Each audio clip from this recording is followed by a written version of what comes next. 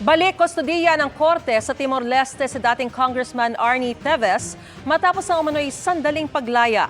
Para yan sa extradition proceedings sa mga kaso ni Teves kaugnay ng pagpatay umano kay Negros Oriental Governor Roel Degamo. Nakatutok si Salima Refran.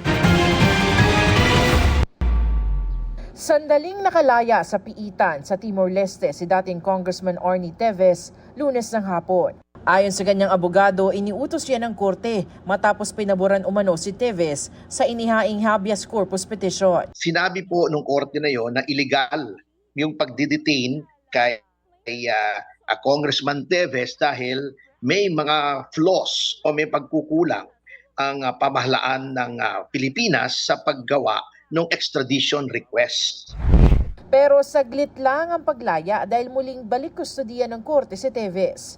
Ayon sa Justice Department, para yan sa extradition proceedings para paharapin si Teves sa mga kaso sa Pilipinas, lalo kaugnay ng pagpatay umano kay Negros Oriental Governor Roel Degamo. Paglilinaw ng kampo ni Teves, He was not rearrested because of crimes he allegedly committed in the Philippines but because of the extradition process, which is a special civil procedure. tumestigo para kay Teves ang sariling abogado, gayon din sina dating Human Rights Commissioner Wilhelm Soriano at dating Presidential Legal Counsel Salvador Panelo.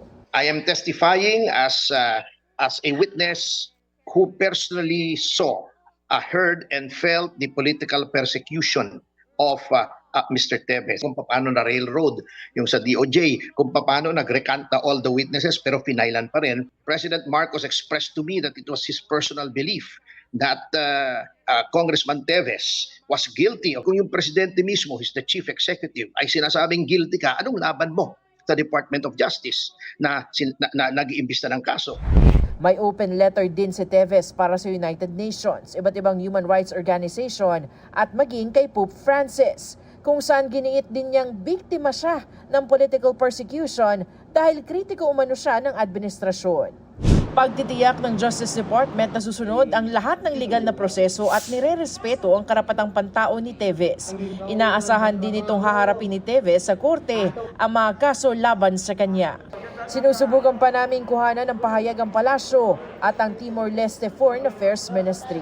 Ikinatuwa naman ni Mayor Janice Degamo, byuda ng pinatay na si Negros Oriental Governor Roel Degamo, ang muling pagkaaresto ni Teves sa Timor-Leste. Ipinapanalangin ng alkalde na mapapabalik na dito sa bansa ang dating kongresista para harapin ang kanyang mga kaso. Para sa GMA Integrated News, Salima Refran, Nakatutok, 24 Oras.